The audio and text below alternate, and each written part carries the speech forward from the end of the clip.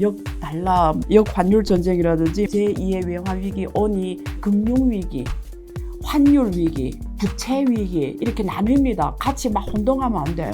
이번 킹달러 앞에서는 유럽이 잃어버린 10년이 될 가능성이 아주 높다.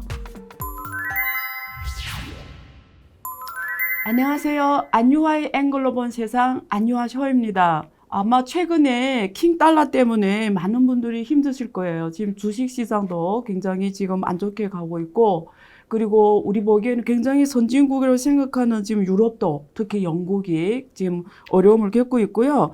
그래서 최근에 우리가 좀 어려운 단어들을 많이 접하게 됩니다. 역달러, 역환율 전쟁이라든지 제2의 외환 위기, 언이, 안 오니 이런 것들이 지금 기사가 엄청 많이 나오고 있거든요. 자, 그래서 오늘 이런 내용을 제가 한번 어떻게 우리가 좀 제대로 읽을까 제가 한번 줄기로 정리를 해드릴 건데요. 기사를 갖고 제가 한번 정리를 해보겠습니다. 첫 번째 기사는 킹달러 앞에 무릎 꿇은 시황제, 14년 만에 바닥 뚫은 중국 위안화, 인민은행 고시 환율이 1달러 7.1위안. 여러분들이 혹시 중국이 투자하면 위안화 환율에 대해서 좀 느낌이 있을 것 같은데요. 사실 그동안 중국 위안화 환율은 굉장히 안정적으로 왔습니다. 그래서 보통은 달러 대비 6.3, 6.4 이 선에서 쭉 왔었어요.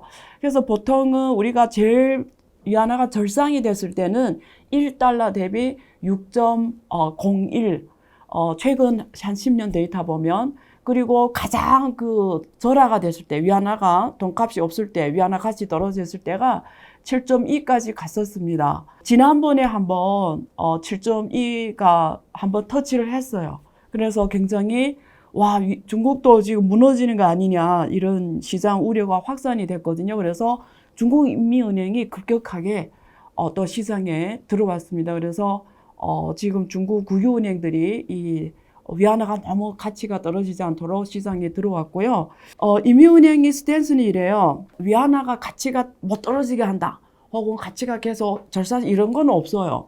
주로 시장의 흐름에 맞게 위안화 환율이 가는 거를 허용하는 방향입니다. 근데 급격한 변동은 절대 안 된다라는 거예요. 그러면 오늘 첫 번째 제가 답해드리고자 하는 질문은 중국은 괜찮냐 이거예요. 그렇죠? 중국 제가 여러 방송에서 우리 여기 안녕하셔에서도 여러 번 중국 경제 문제에 대해서 제가 말씀드렸잖아요. 일단 첫 번째 포인트는 국제화 통화 국가들은 이번 킹달러 앞에서는 버틸 수 있습니다. 유로화, 그리고 파운드화, 영국, 그리고 엔화, 그리고 위안화, 이런 건 다 국제화 통화입니다, 이미. 그래서 국제 결제거나 혹은 국제무에서 이미 쓰기 시작한 주요 통화들은 킹달러 앞에서 무너지지는 않아요. 이건 확실합니다. 근데 유로화는 조금 달라요. 좀 이따 제가 설명드릴게요. 근데 일단은 위안화는 이미 국제 주요 통화가 됐어요. IMF의 ICDR 통화로 10.82%가 위안화로 이미 돼 있기 때문에 지금 세계 무역 결제라든가 그리고 투자 통화, 그리고 중앙은행들의 리저브 통화, 외환 보유액에 갖고 있는 통화로 위안화가 이미 들어갔기 때문에 국제 주요 은행들이 갖고 있습니다. 그렇기 때문에 이런 주요 통화는 킹달러 앞에서 무너지지 않고요. 첫 번째. 두 번째는 중국은 자유 항목을 개방을 안 했기 때문에 혹은 외국인들이 헤지펀드들이 위안화를 공매도하거나 혹은 롱 포지션 매수하려면 위안화를 마음대로 사고 마음대로 달러로 바꿀 수가 있어야 되는데 이게 안 됩니다. 그만큼 위안화는 지금 자유대환을 막아냈어요. 달러하고 위안화는. 그래서 자유항목을 막아놨기 때문에 이게 한머니 개념으로 할 수가 없다라는 게 두 번째고요. 세 번째는 가장 중요한 거는 중국 경제의 펀더멘탈인데요. 우리가 위기를 볼 때 여러 가지 위기 개념이 있어요. 금융위기, 환율 위기, 그렇죠? 부채 위기 이렇게 나뉩니다. 같이 막 혼동하면 안 돼요. 금융위기라는 거는 금융기관들이 기능이 멈춰서는 걸 말해요. 그럼 금융기관들이 누가 있죠? 은행, 증권, 보험사 있잖아요. 한국의 IMF 때 은행들 다 파산했잖아요. 그걸 금융위기라고 합니다. 그리고 2008년 미국에 금융위기 왔잖아요. 그때 미국 은행들이 다 파산했거든요. 그걸 금융위기라고 합니다. 그러니까 금융의 중개 기능이 멈춰서는 거예요. 여러 가지 원인이 있어요. 사람들이 갑자기 가서 은행 가서 예금을 다 찾아온다든지, 지금 러시아가 전쟁이 났잖아요. 그게 뭐 사람들 다 은행 가서 예금을 뽑아오거든요. 무슨 일이 날지 모르게 뭐 은행은 파산하는 거예요. 그러니까 이런 걸 금융위기라 하고요. 환율 위기는 한국이 그랬어요. 외환위기 때 1달러 대비 1,000원 하던 것이 갑자기 2,000 갔거든요. 그냥 기업들이 다 파산합니다. 왜냐면 달러 부채로 일으킨 거잖아요. 그때 한국 기업들이 해외에 나가서 달러 부채를 채권을 발행했잖아요. 그냥 갚아야 되는 게 달러잖아요. 근데 한국 국내에서는 원화로 벌잖아요. 원화로 버는데 갚아야 되는 건 달러인데, 원래는 1달러 1,000원일 때 갚는 거랑 1달러 2,000원 갚는다는 거 부채가 2배 늘어난다는 개념입니다. 자, 이번에 킹달러 앞에서 무너지는 환율 위기 나라들은 대표적인 나라 터키, 아르헨티나, 그리고 최근에는 남아공, 남아프리카 공화국, 그리고 저 아프리카 국가들은 다 그냥 다 힘들다고 보고요. 왜냐면 받아들이는 경상수지가 없기 때문에 달러를 벌 수 있는 산업이 이렇게 다 무너진다고 보고, 남미 국가도 다 무너진다고 보면 되고요. 그러니까 우리는 한국에 관심 있잖아요. 한국도 환율 위험이 지금 지난번에 1,450이 막 되네 안 되나 지금 1,500 간다 막 이래서 이미 한국은행도 지금 원화로 지금 보호를 해야 되잖아, 환율. 그래서 이미 한 270억 달러 썼어요. 외환보유액 270달러를. 한국이 지금 외환보유액이 한 4,400억 달러 되는데 그중에 270억 달러 지금 환보험에 쓰잖아요. 그래서 4,400달러 있기 때문에 한국은 버티는데 그걸 환보에 다 써버리면, 한국은 위험한 게 뭐냐면 제조국가임에도 불구하고 원자재는 다 수입을 해야 돼요. 근데 원자재를 수입하는 건 달러를 갖고 수입하는 거예요. 달러가 항상 필요합니다. 근데 또 원화하고 달러 대화는 마음대로 하게 해놨어요. 그러면 이게 한머니가 들어왔다 싹 나가고 들어왔다 싹 나가 할 수가 있다라는 거예요. 그리고 한국 금융시장, 자본시장 있잖아요. 채권 시장하고 여기 주식시장이 외국 자본이 20%에서 30% 있거든요. 그러면 이렇게 킹 달러 할 때는 달러 자금이 빠져나가면서 자산 시장이 일단은 무너지는 거예요. 그리고 환율은 잘 대환을 해놨기 때문에 거기에 반영이 돼서 바로 시장에서 환율이 급등하거나 급락하는 거예요. 근데 지금처럼은 킹 달러 앞에서는 급락을 하겠죠. 그러니까 환이 급격하게 떨어지죠. 근데 이때 만약에 외환보유액이 없다 이러면 바로 그냥 투기 세력이, 우리는 항상 생각해요. 글로벌의 국제 투기 자본이 항상 이렇게 보고 다녀요. 어디에 약한 거리가 어디. 킹 달러 올 때는 항상 달러 지수가 100을 넘어가면 항상 이머지 국가는 위기가 터집니다. 지금 111 그 정도거든요. 그러면 보세요. 역사를 보면은 80년대 잃어버린 남미, 60, 70년대 남미가 경제가 고속성장했어요. 근데 80년대 킹 달러 앞에서 무너진 게 남미거든요. 그러다가 또 다시 한번 킹 달러 앞에서 무너진 게 90년대 말 동남아 위기입니다. 그러니까 매번 달러 지수가 100 넘어갈 때마다 어느 약한 거리에서 무너지는데 80년대는 남미, 90년대는 동남아시아. 그럼 지금 누가 무너질까요? 2009년, 8년에는 미국이 무너지면서 전 세계가 무너졌어요. 그때 다 무너졌고요. 그럼 지금 킹달러가 왔는데 또 누가 무너지는 거예요. 왜냐면 지금 110일까지 갔잖아요, 지수가. 그러면 누가 무너지는데 누구가 될까? 이게 지금 핵심 이슈거든요. 한국은 원자재를 수입해서 가공을 해서 수출을 해야 되잖아요. 자, 그러면 한국은 이게 지금 갖고 있는 게 4,400억, 이게 지금 총알이에요. 근데 이게 만약에 경상수지가 흑자가 아니면 달러가 안 들어서 해서 이 총알을 계속 환율 보호에 따다다다다 이렇게 써버리면 그게 얼마 못 버팁니다. 그럼 한국이 문제가 없으려면 이게 계속 경상수지 흑자로 돈을 벌어들여야 돼요. 벌어들이려면 수출을 계속 잘해야 되는 거예요. 근데 만약에 한국이 주요 수출 시장이 무너지면 흑자가 안 되는 거예요. 주요 수출 시장은 어디죠? 중국, 유럽, 미국입니다.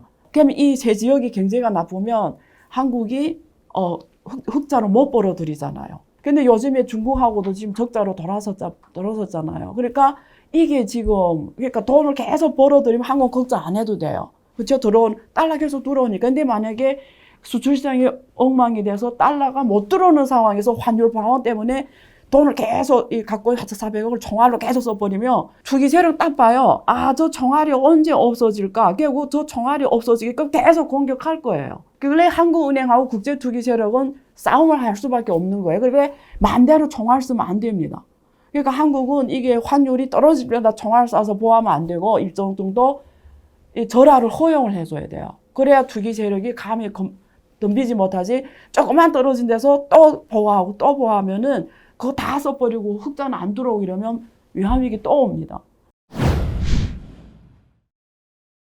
자, 두 번째 기사는 이게 킨달라발 각국 생존 경제라는 기사입니다. 그래서 전 세계 금융성이 대혼란이 오고 있는데 앞에서 제가 국제 주요 통화는 걱정 안 해도 된다고 했는데 유로는 조금 다릅니다. 그래서 요 조금 깊은 내용인데요. 일단 영국은 한마디로 말하면 뭘로 돈 번 나라냐면 제조업은 이미 금융이 주요 산업이 되면서 제조업은 이미 자리를 해준 지 옛날이 됐어요. 그나마 금융이 세계 절대 강자였기 때문에 특히 브렉시트 하기 전에는 유럽이라는 이 펀더멘탈이 받쳐주면서 파운드화가 국제 주요 통하면서 또 영국이 세계 금융 허브면서 자본 수지 이런 데서 항상 돈을 벌었고 이게 문제 없었어요. 근데 지금 브렉시트에서 나갔어요. 받쳐주는 유럽이 없어버렸고요. 첫 번째. 두 번째, 유럽은 그냥 금융으로 계속 잘 나가야 되는데 전 세계가 과거 40년은 글로벌화해서 서로 너희 좋고 매부 좋고 우리가 잘하는 걸 내셔오면서 잘 먹고 잘 살 때 문제 없는데 지금 미국이 아메리칸 퍼스트 하면서 공급망 걸 끊겠다라는 거고 제조업을 다 자국 내 하겠다라는 거잖아요. 그럼 이제는 각자 도생의 길에서 또 영국이 브렉시트까지 했어요.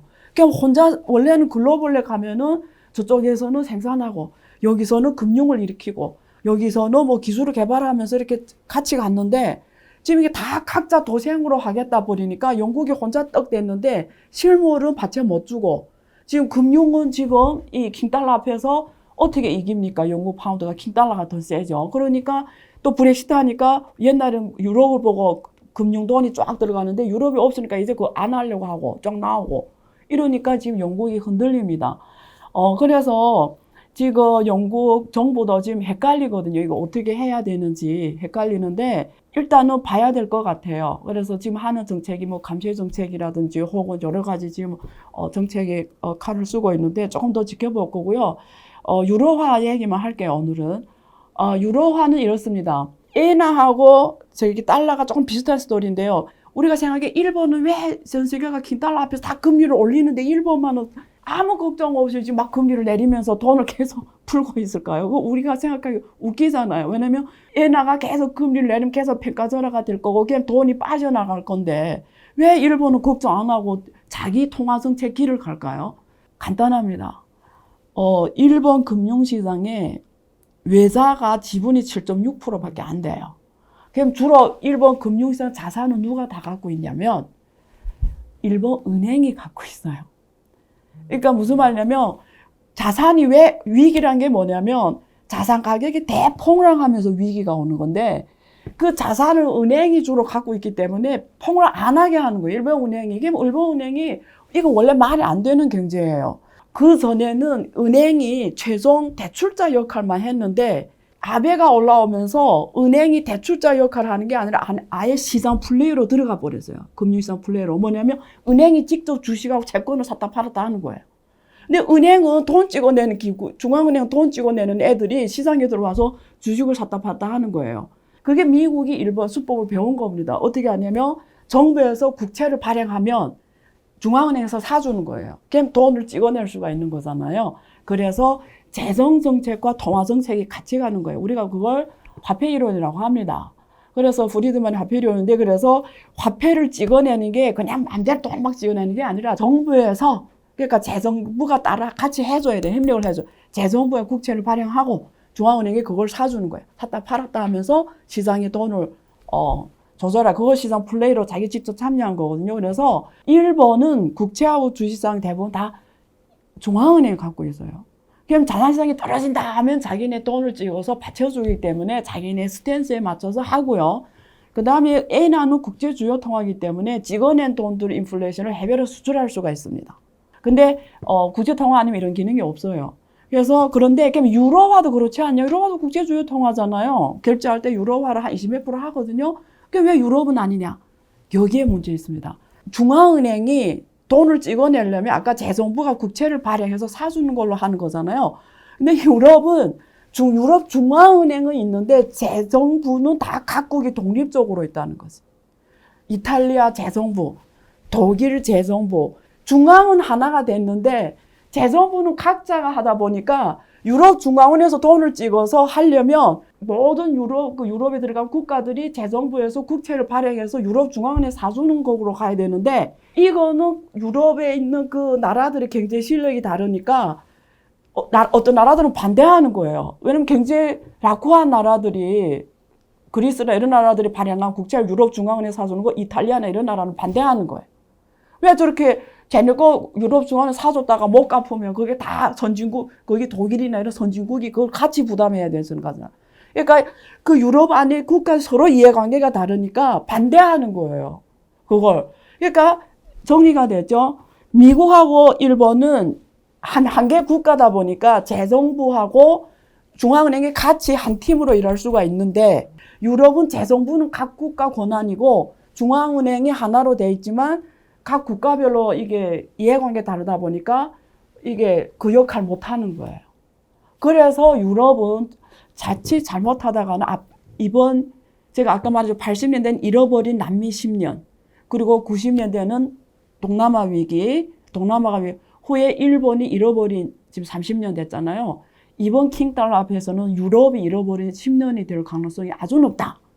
이유는 이제 말한 이런 이유와 플러스 전쟁이 터졌어요. 그러니까 설상가상이라고 하잖아요. 전쟁이 안 터지면 그나마 살아가겠는데, 전쟁이 딱 터지면서 지금 유럽의 전체 에너지를 가스하고 석유로 쓰거든요. 50% 넘거든요.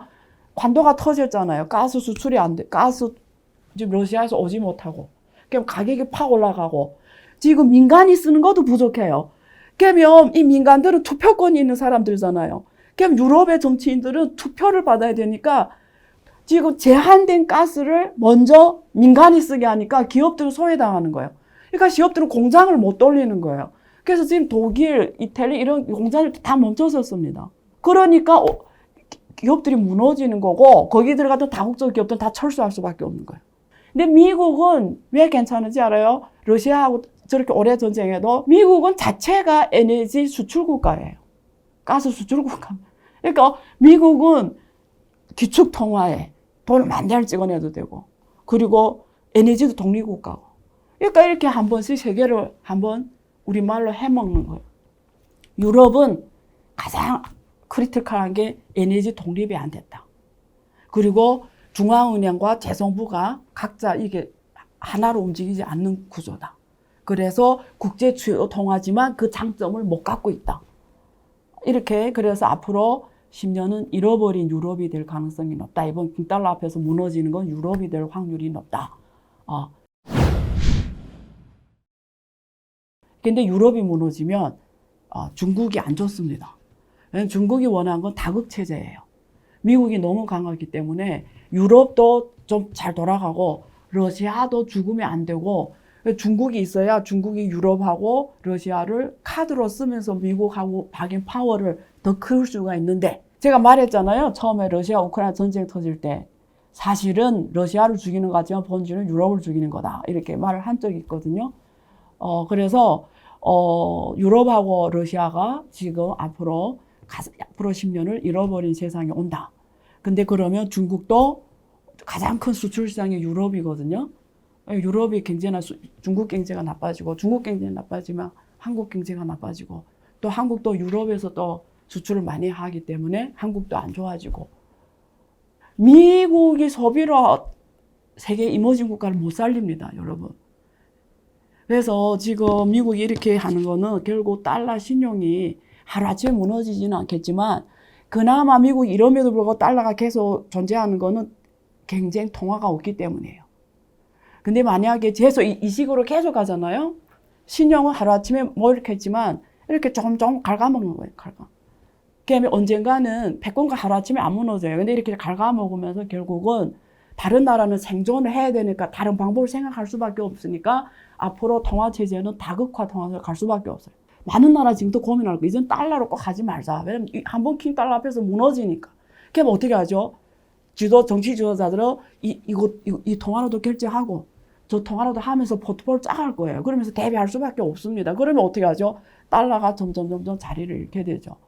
그래서 단기에는 이익이겠지만 장기는 사실은 달러 신용을 갉아먹고 있는 행위를 하고, 어쨌든 간에 단기로 봤을 때는 잃어버린 유럽의 10년, 러시아 이렇게 연출될 확률 높다. 그리고 투자자 입장에서는 위안화가 절하가 되면 투자자의 입장에서는 그 좀 손해보는 산업들이 있어요. 한국이 잘하는 가전, 철강, 기계, 정유, 디스플레이, 석유화학, 식품 이런 쪽은 당분간은 네거티브한 게 더 커요. 근데 뭐 자동차, 반도체, 통신기기 조선업 이런 쪽은 덜 영향받을 거예요. 주로 달러 결제이기 때문에. 그래서 투자자들은 제가 한번 본질을 짚어드렸으니까 한번 자기 투자하는 산업에서 어떤 영향 받을지 지혜롭게 판단하시고요. 잠시 후 2부에서는 이 킹달러 앞에서 지금 미국하고 중국과의 갈등이 더 깊어지고 있고요. 또 중국은 자체 또 위안화 국제화를 포함해서 자체 또 기술 강국 확보 노력을 하고 있기 때문에 한국이라는 나라가 한미 간, 한중 간 이런 어떤 지혜로운 선택을 해야 되는지 관계를 어떻게 갖고 가야 돼 이런 주제를 갖고 이야기 나눠보도록 하겠습니다.